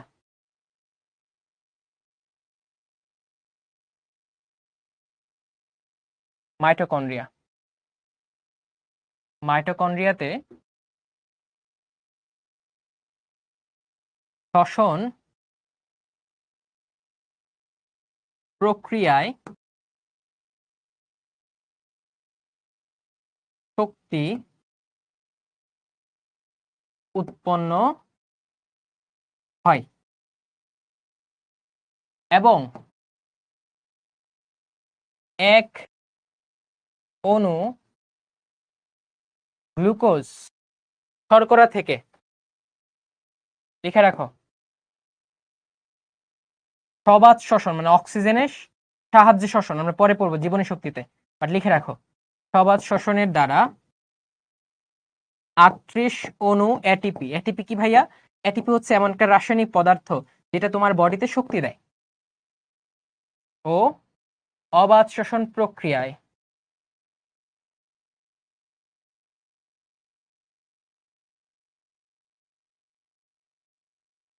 2 অণু এটিপি তৈরি হয়। তাই একে power house of cell, power house of the cell বা কোষের শক্তিঘর বলা হয়। ঠিক আছে, তারপর তুমি কি করবে জানো, তুমি একটু স্মার্ট হবা, ফিয়ারলেস ফাইটার একটু স্মার্ট হবে, তারা স্মার্ট হয়ে একটা ছবি এঁকে ফেলবে। এখন ছবি আঁকা দেখো, তুমি 1 থেকে 100 পর্যন্ত গোনার চেষ্টা করো, দেখো আমি রেডি স্টেডি গো কত পর্যন্ত গোনার আগে আঁকতে পারি, দেখো রেডি স্টেডি স্টার্ট। এই যে মাইটোকন্ড্রিয়া এঁকে ফেলছি, দেখো এই ডট দিলাম, এখানে ডট দিলাম, এখানে ডট, এখন এখানে ডট দিব, এখানে ডট দিব, এখানে ডট দিব, আর মিলাই দিব।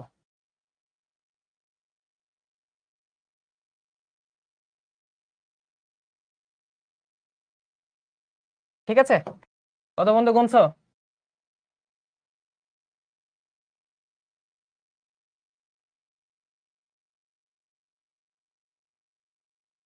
আচ্ছা, তারপর এখানে কিছু টিউমার মতো জিনিস লেগে থাকে।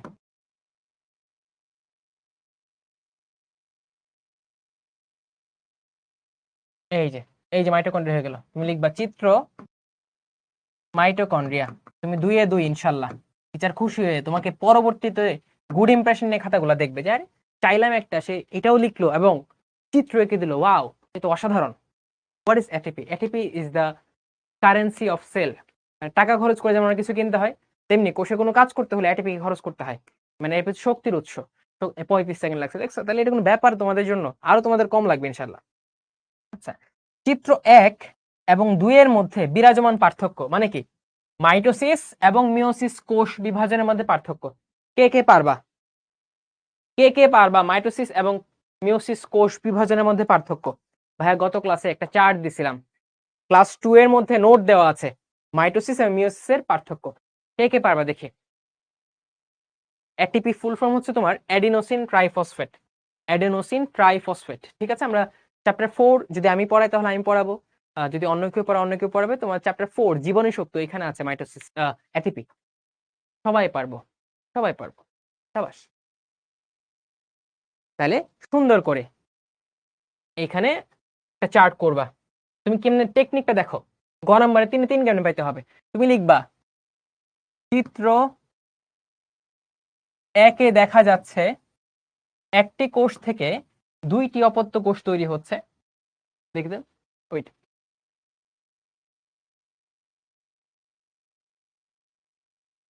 ভাইয়া মাছ মাটিতে থাকলে মারা যায় আর মানুষ পানিতে গেলে মারা যায়, এটা কেন?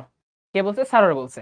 সারোয়ার, এটা কারণ হচ্ছে মাছ এর অক্সিজেন নেওয়ার যে প্রসেস আর মানুষের যে অক্সিজেন নেওয়ার প্রসেস কমপ্লিটলি ডিফারেন্ট। আমরা অক্সিজেন নেই ফুসফুসের মাধ্যমে বাতাস থেকে, আর মাছ অক্সিজেন নেয় পানিতে দ্রবীভূত থাকা অক্সিজেনটা ব্যাপন প্রক্রিয়ায় তার ফুলকা দিয়ে। ঠিক আছে, এই জন্য তার যতটুকু অক্সিজেন দরকার সেটা সে পানিতেই পাবে। বাতাসে অনেক বেশি পরিমাণ অক্সিজেন থাকলেও সেইখান থেকে নেওয়ার তার কোনো সামর্থ্য নাই, তার কোনো প্রসেস নাই। ঠিক আছে, আবার মানুষ, তার পানির মধ্যে এত কম অক্সিজেন থাকে এবং পানি থেকে যে অক্সিজেনটা সে বের করে নিয়ে আসবে, নিষ্কাশন করবে, এরকম কোনো প্রক্রিয়া তার মধ্যে নাই। এই জন্য আমরা পানিতে বাঁচতে পারি না, মাছ বাতাসে বাঁচতে পারে না। ঠিক আছে সারোয়ার, তুমি, আমি শুনেছি তুমি অনেক ক্লাসে এই প্রশ্নটা করছো, তাহলে আজকে তোমার উত্তরটা হতে পেয়েছো আর এই প্রশ্নটা করবে না। ঠিক আছে, গ্রেট। ক্লিয়ার? মেকানিজম আলাদা, সৃষ্টিকর্তা ভিন্নভাবে বানিয়েছে। বুঝতে পেরেছো সারোয়ার? বুঝতে পারলে জানাও। ভাই, ভাই আইসিবিএন এর পূর্ণরূপ কি? International code of botanical nomenclature. এমনি নাইম, আইসি হচ্ছে আইতে ইন্টারন্যাশনাল, টিতে কোড, বিতে বোটানিক্যাল, এনতে নোমেনক্লেচার, মানে উদ্ভিদের যে নামকরণ করা হয় এটার একটা কোড হচ্ছে, একটা নীতি হচ্ছে আইসিবিএন, international code of botanical nomenclature. Ragib বলছে ভাই আমার নামটা বলেন। রাগিব শাহরি, তোমার নামটা বলছি। Wow, it's nice day for you, what an achievement. ভাই নাম বলছে। এখন সারোয়ার কথা বলে না, সারোয়ারকে এই ইয়ে দেখো তো মোহাম্মদ সারোয়ার কথা বলে কিনা। ওকে, তুমি লিখবা চিত্র 1-এ দেখতে পাচ্ছি মাতৃকোষ এবং, বুঝছে না? জি ভাই বুঝেছি অনেক ভালো করে। ওকে গ্রেট, তাহলে বাচ্চা এই এই প্রশ্ন আর কোথাও করা যাবে না অন্য স্যারকে, হ্যাঁ? তারা ওখানে ডিস্টার্ব ফিল করবে তোমার এক প্রশ্ন বারবার করলে।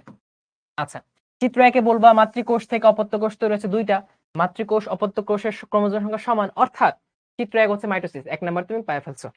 তারপর লিখবা চিত্র 2-এ দেখতে পাচ্ছি একটা কোষ থেকে 4টা কোষ তৈরি হচ্ছে এবং মাতৃকোষের ক্রোমোজোম সংখ্যার অর্ধেক হচ্ছে অপত্য কোষের ক্রোমোজোম সংখ্যা, অর্থাৎ চিত্র 2 হচ্ছে মায়োসিস। নিম্নে চিত্র 1 এবং চিত্র 2 এর পার্থক্য দেওয়া হলো, সুন্দর করে সাজিয়ে লিখবা, তখন একটা চার্ট করবা,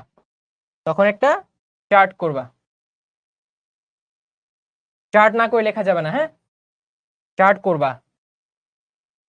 এই যে এখানে মাইটোসিস, এখানে মিওসিস, একটা থেকে দুইটা হয়, একটা থেকে চারটা হয়, এটা 5টা ধাপে হয়, এটা 2টা পর্যায়ে হয়, এটা ক্রোমোজোম সংখ্যা সমান থাকে, এটা ক্রোমোজোম সংখ্যা হ্রাস পায়, এটা জনন কোষ বৃদ্ধি করে সংখ্যা, এটা জনন কোষ তৈরি করে, এটা দেহ কোষে হয়, এটা জনন কোষে হয়। ঠিক আছে, এই তো হয়ে গেল। এটা ক্যান্সার তৈরি করতে পারে, এই জন্য ক্যান্সার তৈরি হয় না। এটা প্রজাতির বৈচিত্র্য তৈরি করে না, এটা প্রজাতির বৈচিত্র্য তৈরি করে। ডান। চিত্র আগে আঁকবো নাকি পরে আঁকবা? চেষ্টা করবা, ধরো এটা তোমার পেজ, ধরো এটা তোমার খাতা না, এটা তোমার খাতা, তুমি কত এখানে লিখলা, 6 নাম্বার এখানে দিবা, 6 নাম্বার দিয়ে তুমি এই যে মাইটোকন্ড্রিয়াকে পুরাটা লিখবা। ঠিক আছে, পরে এটা তো সেকেন্ড পেজ, এই পেজে শুরুতেই তুমি একটা চিত্র এঁকে দিবা, চিত্র পরে দিতে পারো। ঠিক আছে, চিত্র পরে দিতে পারো। ICZN হচ্ছে international code of zoological nomenclature, প্রাণীর নামের যে কোড সেটা হচ্ছে জুলজিক্যাল। ভাই গয়ের উত্তরে কয়টা পয়েন্ট লিখবা? চয়নিকা আমি তো বলে দিয়েছি, প্রথমে তুমি এই যে চিত্র 1 কে এক্সপ্লেন করবা, চিত্র 2 কে এক্সপ্লেন করবা। ঠিক আছে, তারপর নিম্নে ব্যাখ্যা করা হলো পার্থক্য লিখবা। পার্থক্য তুমি এখানে মিনিমাম 5টা পার্থক্য লিখবা। কয়টা? মিনিমাম 5টি করে, তাহলে ইনশাল্লাহ 3-এ 3। আচ্ছা, ঘ নাম্বারে চলে আসো। ঘ নাম্বার কি বলছে? চিত্র 2 প্রজাতির মধ্যে বৈচিত্র্য সৃষ্টিতে গুরুত্বপূর্ণ ভূমিকা পালন করে, ব্যাখ্যা করো। এটা হচ্ছে মিওসিসের গুরুত্ব।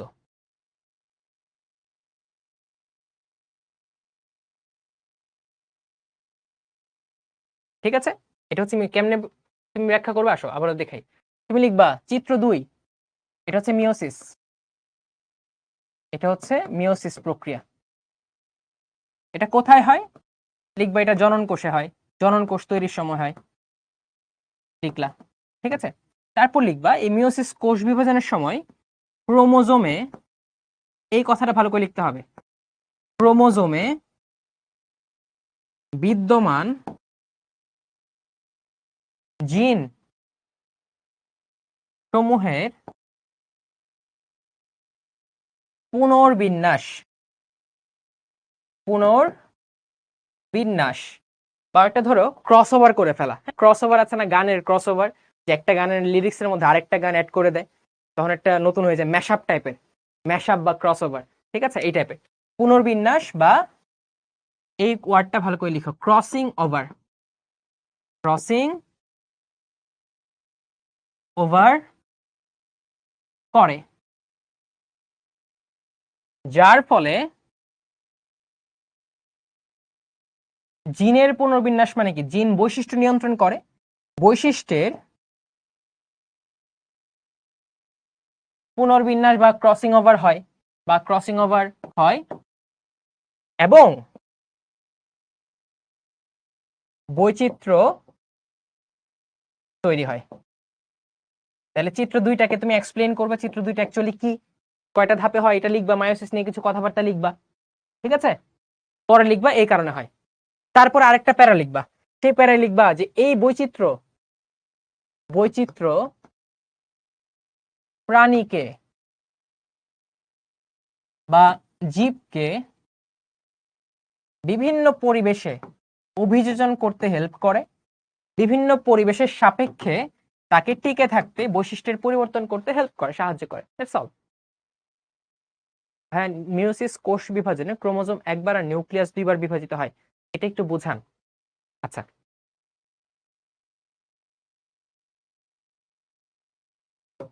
আচ্ছা, এটা এরকম হয়, ধরো এখানে 2n আছে, খুব ভালো করে খেয়াল করো যে প্রশ্নটা করেছ। এখানে ক্রোমোজোম আছে কয়টা? 2 সেট। এখানে ক্রোমোজোম কয়টা? 1 সেট। তার মানে কি ক্রোমোজোম সংখ্যা এখান থেকে এখানে আসার সময় ভাগ হয়েছে, এটা এখানে ক্রোমোজোমের বিভাজন হয়েছে, রাইট? সাথে কি যে 2টা কোষ তৈরি হয়েছে, নিউক্লিয়াসেরও বিভাজন হয়েছে।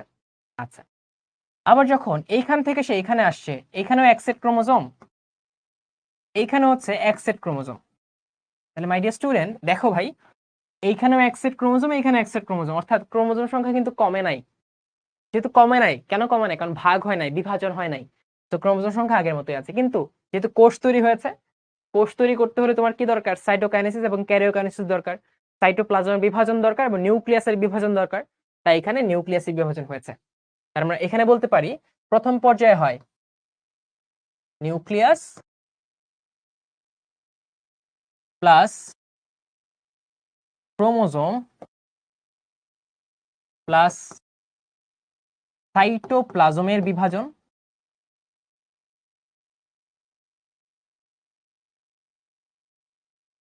বুঝছো? আর এই যে দ্বিতীয় পর্যায়ে হয় শুধু আমি নিউক্লিয়াসকে এন দিলাম, ক্রোমোজোমকে সি দিলাম, সাইটোপ্লাজমকে এস দিলাম। শুধু কি হয় ভাইয়া? নিউক্লিয়াস প্লাস সাইটোপ্লাজমের বিভাজন। এই ছবি দেখলে তুমি বুঝতে পারবা যে ক্রোমোজোম সংখ্যা ভাগ হচ্ছে না, মানে কমছে না।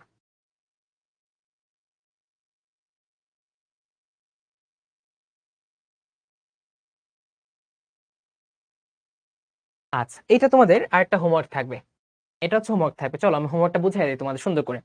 চিত্র এ, এটা কি ভাইয়া? দেখো খেয়াল করো, এই যে ভাই যে 30 সেকেন্ড একটা ছবি আঁকলাম, এর সাথে মিলে যাচ্ছে না। কই কই ছবিটা আঁকলাম, কই কই ছবিটা আঁকলাম, এই যে here you go, there is the picture.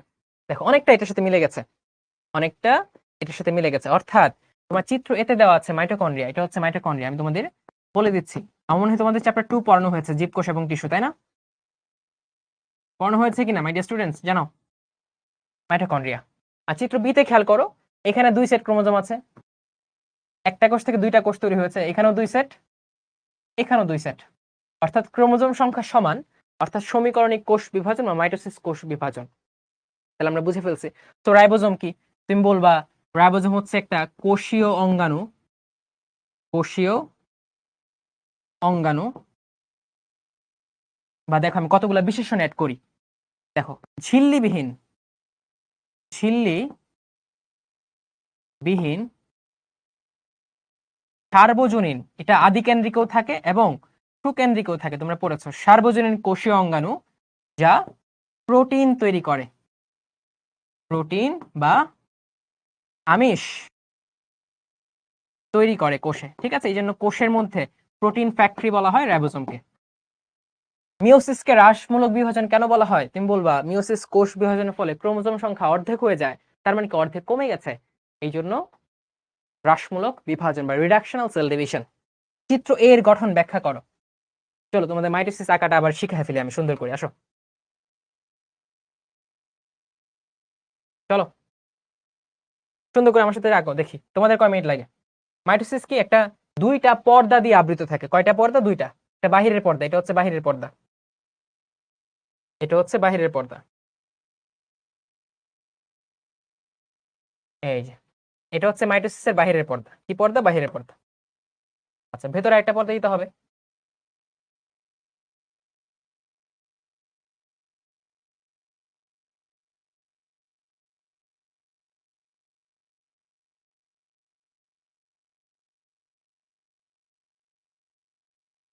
এটা হচ্ছে ভেতরের পর্দা,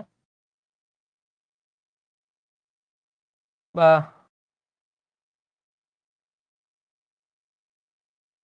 ওকে, এটা বাহিরের পর্দা। হ্যাঁ, ভেতরের পর্দা দিতে হবে। কারণ ভেতরের পর্দাটা একটু ভাঁজ করা থাকে। এখন ভেতরের পর্দাটা আমি টেকনিক ওয়াইজ দিব, কিভাবে দিব দাঁড়াও। প্রথমে ডট দিও মাঝখান বরাবর, একটা ডট দিলাম, 2টা ডট দিলাম, 3টা, 4টা, ঠিক আছে? এটার ভেতরে আরো কয়েকটা ডট দিব, আসো। একটা ডট এখানে দিলাম, একটা ডট এখানে দিলাম, একটা এখানে, একটা এখানে, একটা এখানে। এখন ডটগুলা মিলাবো, এই যে মিলাইলাম, এই যে মিলাইলাম, এই যে মিলাইলাম। এখন এগুলা মিলাবো, এই যে মিলাইলাম, এই যে মিলাইলাম, এই যে মিলাইলাম, এই যে মিলাইলাম, পরে এটা এভাবে মিলাই দিলাম। পরে এখন সবগুলো এক কালার করে দিচ্ছি, সবগুলো এক কালার করে দিচ্ছি।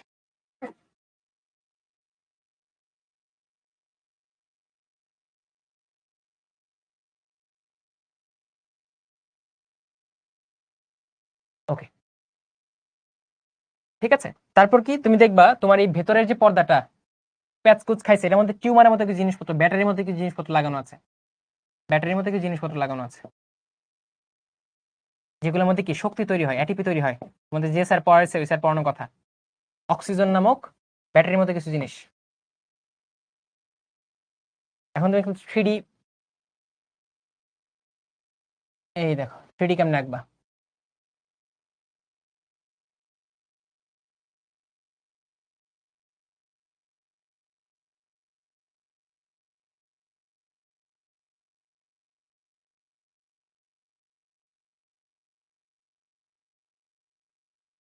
এই ছবি বাজে হইলে ট্রল করবা না আমাকে নিয়ে, হ্যাঁ? বলো ভাই জোস হয়েছে, জোস হয়েছে ভাই, অস্থির অস্থির, তাহলে আমি উৎসাহ নিয়ে আরো আঁকবো।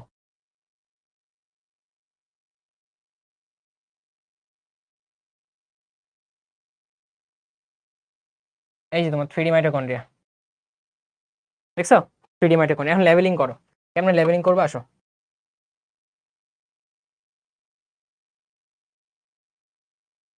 এই যে বাইরের আবরণ, ভেতরের আবরণ, বাইরের আবরণ ভেতরের আবরণের মধ্যে কি থাকে? অসংখ্য ম্যাট্রিক্স থাকবে, এরকম মাতৃকা থাকবে, কি থাকবে? মাতৃকা থাকবে, মাতৃকা, অসংখ্য মাতৃকা থাকবে। তাহলে এগুলা কি? মাতৃকা। আর যে ভেতরের যে পর্দাটা এখানে বেঁকে গেছে, এগুলা কি বলা হয়? ক্রিস্টি বলা হয়। কি বলা হয়? ক্রিস্টি, ক্রিস্টি, বেঁকে গেছে। আর এই যে গোটার মতো ব্যাটারি ব্যাটারি জিনিসগুলো, এগুলা কি? অক্সিজম। এগুলা কি? অক্সিজম। এখন লিখো,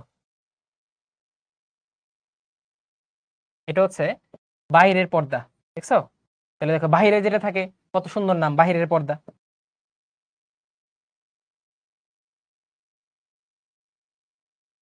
এটা হচ্ছে এই যে ব্যাটারির মতো, এগুলা কি? অক্সিজম। এগুলা কি? অক্সিজম, যেগুলাতে এটিপি তৈরি হয়, তোমরা পড়েছো মনে হয়। এটা কি? এটা হচ্ছে মাতৃকা। মাতৃকা বা ম্যাট্রিক্স। মাতৃকা কি? যেটা সবকিছুকে ধারণ করে রাখে, ধরে রাখে। মা যেমন সবাইকে আমাদের পেটে ধরছে, ঠিক মাতৃকা সবকিছুকে ধরে রাখে। আচ্ছা, এটা কি? এটা হচ্ছে ক্রিস্টি। ভেতরে যে ভাঁজ খাওয়া মেমব্রেনটা থাকে এটাকে বলা হয় ক্রিস্টি। আর এটা কি? অন্তস্থ মেমব্রেন বা অন্তস্থ পর্দা। বেসিক্যালি অন্তস্থ পর্দাটাই হচ্ছে কি? ক্রিস্টি। ঠিক আছে? অন্তস্থ পর্দা যেটা ভাঁজ খাওয়া থাকে এবং যার মধ্যে অক্সিজেন থাকে সেটাকে বলা হচ্ছে ক্রিস্টি। এটা হচ্ছে চিত্র মাইটোকন্ড্রিয়া। চিত্র মাইটোকন্ড্রিয়া। তুমি কোনো কথা না, আগে মাইটোকন্ড্রিয়াটা আঁকবা এই গ নাম্বারের ক্ষেত্রে। তারপর আরেকটা পেজে যাবা, নেক্সট পেজে গিয়ে ব্যাখ্যা করবা যে মাইটোকন্ড্রিয়ার গঠন আমরা দেখতে পাই, তার আবরণ দুইটা, তার ক্রিস্টি আছে, তার মাতৃকা আছে, তার দুই আবরণের মধ্যে ফাঁকা জায়গা আছে। ঠিক আছে? এই তো দেখলা, এটা কোষের শক্তি তৈরি করে, এই জন্য কোষের শক্তি ঘর বলা হয়। শেষ। আচ্ছা, ঘ নম্বর হচ্ছে উদ্দীপকের বি প্রক্রিয়াটি জীবদেহের জন্য অত্যন্ত গুরুত্বপূর্ণ, অর্থাৎ মাইটোসিসের গুরুত্ব। ঘ নম্বর হচ্ছে মাইটোসিসের গুরুত্ব। তাহলে এটা সুন্দর করে কি করতে হবে? হোমওয়ার্ক করতে হবে। তোমাদের হোমওয়ার্কটা আমি অনেকটা করে দিয়েছি, বাকিটা তোমরা সুন্দর করে করবা। ঠিক আছে? এই ছিল আজকের ক্লাস। আমি আর কমেন্ট করবো না, মুসাদ্দিক বলছে। ঠিক আছে মুসাদ্দিক। জোস pro max Sumaiya, thank you. খননটা বুঝিয়ে দেন। খনন কি ছিল? মিওসিসকে হ্রাসমূলক কেন বলা হয়? খেয়াল করো, মিওসিস কোষ বিভাজনে একটা কোষ থেকে চারটা কোষ হয়, একটা কোষ থেকে চারটা কোষ হয়, তাই না? তাই তো কাহিনী। আওয়াজ তোলো, আওয়াজ তোলো, বলবা জোরে জোরে, আমি না শুনি বাট তুমি তো শুনতে পাচ্ছ। এখানে খেয়াল করো, এটা হচ্ছে মাতৃকোষ, এটা হচ্ছে মাতৃকোষ। মাতৃকোষে কয়টা ক্রোমোজোম? 2 set chromosome. আর এগুলো হচ্ছে অপত্য কোষ, এগুলো হচ্ছে অপত্য কোষ বা ডটার সেল। এখানে কয় সেট ক্রোমোজোম? 1 set chromosome. তাহলে খেয়াল করো, মাতৃকোষ এবং অপত্য ক্রোমোজোমের রেশিও কত? অর্ধেক। অর্থাৎ ক্রোমোজোম সংখ্যা অর্ধেক কমে গিয়েছে। যেহেতু ক্রোমোজোম সংখ্যা কমে যাচ্ছে, এই জন্য বলা হয় হ্রাসমূলক বা রিডাকশনাল সেল ডিভিশন। ঘ কয় পৃষ্ঠা লিখতে হবে? সুন্দর করে লিখতে হবে। আগে প্রমাণ করবা যে 2 নাম্বার মাইটোসিস, এটা প্রমাণ করতে হাফ পেজ খাই দিবা তুমি। তারপর একটা প্যারা লিখবা হাফ পেজের, পয়েন্ট করে করে, এরকম 6টা পয়েন্ট দিবা। 6টা পয়েন্ট তুমি আরামসে 2 পাতা লিখে ফেলতে পারো, কোনো সমস্যা নেই। ওকে, ওদের ক্লাস 45 পর্যন্ত, তাই না? ভাই একদিন নাম নেওয়ার জন্য ক্লাস নিলে কেমন হয়? ওয়াও, অসাধারণ প্রস্তাব স্যার। কিন্তু এত সময় কি আমাদের আছে এই ছোট্ট একটা জীবনে? এত সময় নষ্ট করার মতো কি সময় আমাদের আছে বলো? তোমাদের তো আরো সময় নষ্ট হবে। আমার যদি এই 500 550 জন নাম নিতে হয়, সর্বনাশ। ভাই এত সুন্দর ছবি তো আর দেখি না। এখন তুমি কি একটু প্যাম্পারিং করলা নাকি মক করলা আমি বুঝতেছি না। Whatever it is, I am taking it as a compliment. Thank you.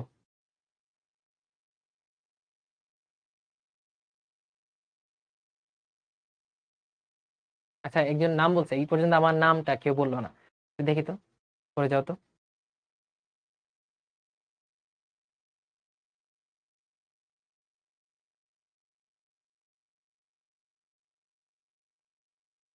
পাইছো? ডিএনএ এর পূর্ণরূপ কি? ডিএনএ হচ্ছে ডিঅক্সি রাইবোনিউক্লিক অ্যাসিড। মুজাহিদ, তোমার নাম নিয়েছি। এখন তুমি ইয়েপ ইয়েপ হুররে বলো। আচ্ছা, এখন রোজায় কেমনে পড়বা আসো দেখি। রোজায় পড়ার সব থেকে ইফেক্টিভ টাইম কোনটা? বা আমি তোমার জায়গায় থাকলে কি করতাম? আমি তোমার জায়গায় থাকলে কয়েকটা অংশে ভাগ করে আসো। ধরো এটা হচ্ছে সেহরি, পুরো দিনটাকে ভাগ করলাম, সেহরি থেকে শুরু করলাম। সেহরি, হ্যাঁ, সেহরি। এটা ধরো ইফতার, বা এটা ধরো দুপুর। ঠিক আছে, এটা হচ্ছে আসর, এটা ইফতার। তারাবি, তারপর হচ্ছে সেহরি, তারপর ধরো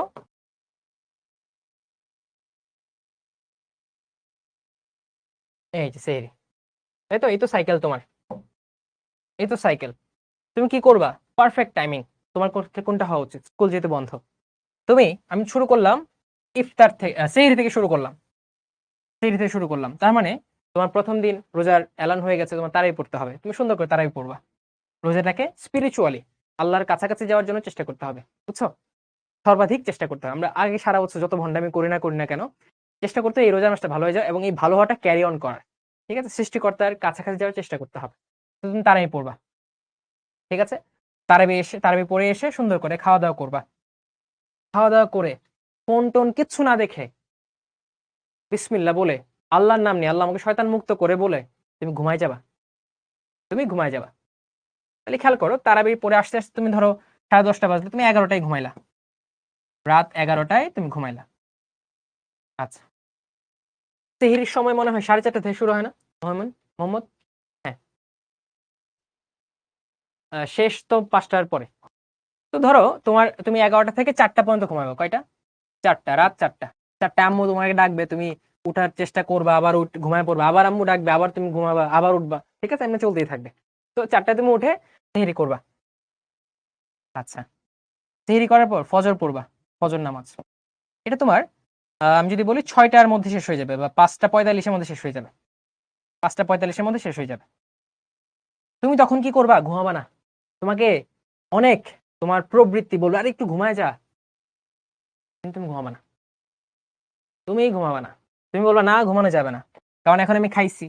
ফজরের সময় ফেরেশতারা বিচরণ করতেছে, কুল এন্ড কাম এনভায়রনমেন্ট, কোনো কেওস নাই, কোনো শব্দ শব্দ নাই। আমার মাথায় গ্লুকোজে ভরপুর, কারণ মাত্র সেহরি খাবার দাবার করছে। আর সেহরি তো মাসাল্লাহ আমরা অনেক খাই, তাই না? প্রথম রোজায় মাংস হইতে হবে, হ্যাঁ, দুধ ডিম। তো গ্লুকোজ অনেক আছে, শক্তি আছে। তুমি শক্তিটা কাজে লাগিয়ে কি করবা? এই যে 5টা 45 থেকে টানা 9টা পর্যন্ত তুমি পড়বা। এরপর তুমি 30 মিনিট ব্রেক নিবা। এই ব্রেক কিন্তু শুয়ে নিলে হবে না, তাহলে দেখবো ঘুমায় যে গেছে আর উঠতে পারতেছো না। কিভাবে নিবা? একটু আম্মুর সাথে আড্ডা, বা হাঁটাচারা, হাঁটাহাঁটি। বেশি দৌড়াদৌড়ি করলে তো ক্ষুধা লেগে যাবে, একটু হাঁটাহাঁটি। ঠিক আছে, তোমার একটু ফেসবুকে ঢুকতে মন চাইলো, বা একটু বন্ধুর সাথে কথা বলতে মন চাইলো, করলা। ঠিক আছে, বা কাজিনের সাথে, ছোট ভাইয়ের সাথে কথা বলতে মন চাইলো, করলা, সমস্যা নেই।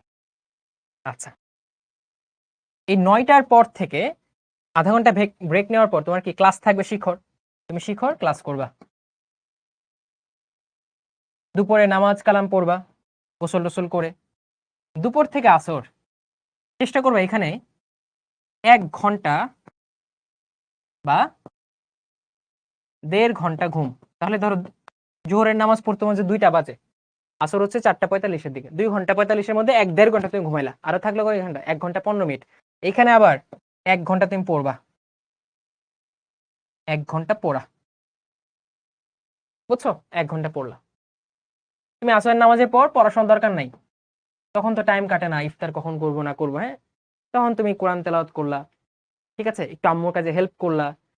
তুমি তো রোজা রাখবা, তো শরবত টেস্ট করতে পারো না, শরবত বানানোর তুমি মেইন কমিটির সদস্য হয়ে যাবা, সভাপতি হয়ে যাবে ওই কমিটির, তোমার ছোট ভাই বোনকে টেস্ট করাবা, তুমি ইফতার ইফতার করলা। ইফতারের পর পড়াশোনার দরকার নেই, অনেক পড়ছো সারাদিন, একটু চিল, একটু আরাম করো, আরাম আরাম বিশ্রাম। তারপর আরাম বিশ্রাম করে আবার তারাবিতে যাও, তারাবি থেকে এসে আবার ঘুমায় যাও। খেয়াল করো, তুমি এইভাবে পড়াশোনা করলে তুমি পড়তে পারছো 4 থেকে 5 ঘন্টা রোজায়, যদি 4 থেকে 5 ঘন্টা কন্টিনিউয়াসলি রেগুলারলি পড়তে পারো এবং ক্লাসগুলা করতে পারো, গ্যাপ যেতে না পড়ে। পাশাপাশি তুমি এখানে এখানে 5 ঘন্টা, এইখানে 1 থেকে 1.5 ঘন্টা, মানে 6 থেকে 6.5 ঘন্টা তুমি ঘুমাইতে পারতেছো, দুই ভাবে মিলিয়ে, তাহলে এটা হচ্ছে ইনাফ। আমার কাছে মনে হয় এটা হচ্ছে পারফেক্ট রুটিন ফর রমাদান। ঠিক আছে, তুমি প্রথম দিন থেকে বদ্ধপরিকর থাকবে, আজকে থেকে তুমি আর্লি ঘুমায় যাও, আজকে থেকে সকালে উঠে পড়াশোনার প্র্যাকটিস শুরু করো। ঠিক আছে, স্কুল তো বন্ধ হয়ে গেছে। আর রোজার জন্য ভাইয়ের জন্য অনেক অনেক বেশি দোয়া করবা। ঠিক আছে, তোমাদের জন্য দোয়া রইলো, সবার জন্য দোয়া করো, সবার মাফের জন্য, সবার ইহলৌকিক এবং পারলৌকিক মঙ্গলের জন্য আল্লাহর কাছে দোয়া করবা। ঠিক আছে, এবং ভাইয়াকেও তোমাদের দোয়ার মধ্যে ছোট্ট একটা জায়গা দিও। ক্লিয়ার বাচ্চারা? তারপর অনেক ডিসকাস করলাম রোজাতে কেমনে পড়া যায়। ওকে, তাহলে ভালো থাকো, সুস্থ থাকো, রোজা ভালো কাটুক, ঈদ ভালো ভালো কাটুক, আমার জন্য দোয়া করবে, সবার জন্য দোয়া রইলো। সালামু আলাইকুম, নেক্সট ক্লাসে দেখা হবে।